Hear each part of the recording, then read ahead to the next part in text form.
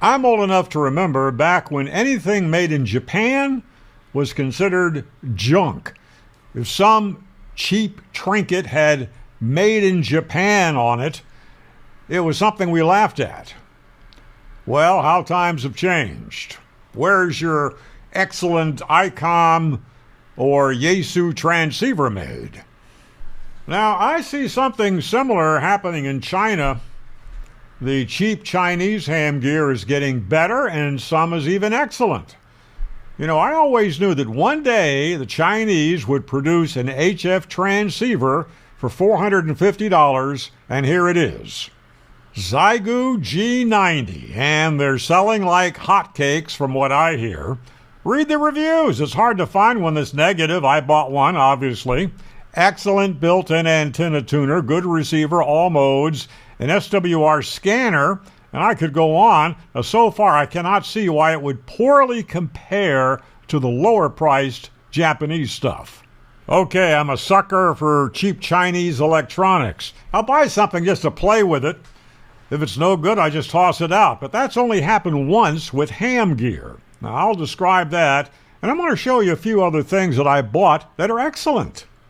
Micro PA 50 Plus. Plug and play. Couple of watts in gives you 50 watts out.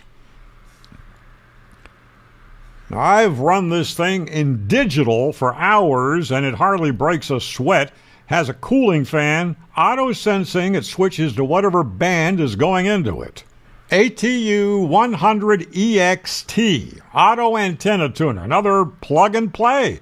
It takes 100 watts, designed by N7 DDC.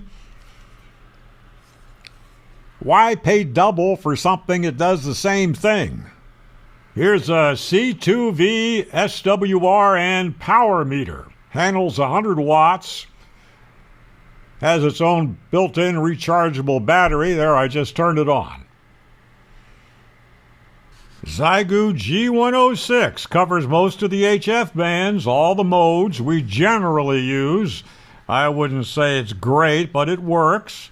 Now, this is a rig for the beach or parks on the air. I sold mine. Not much of an outdoor guy anymore.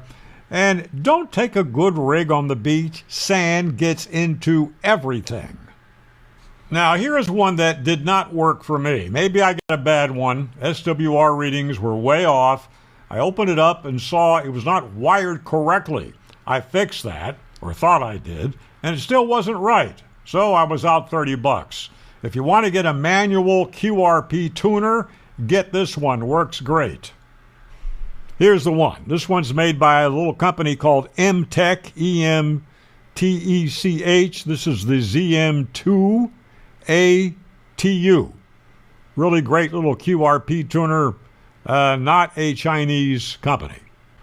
Now, what if your Xiegu transceiver goes bad after its warranty expires? As of this date, there is no Xiegu repair center in the U.S. Even if there was, would it be worth the cost? Now, the Japanese-made transceivers do have U.S. repair facilities, but hams have mixed reviews on their experiences getting their rigs fixed. Now, there are also hams who are independent repairmen. There's a guy here in Central Florida who's real good, but I don't think he'll repair a Xiegu.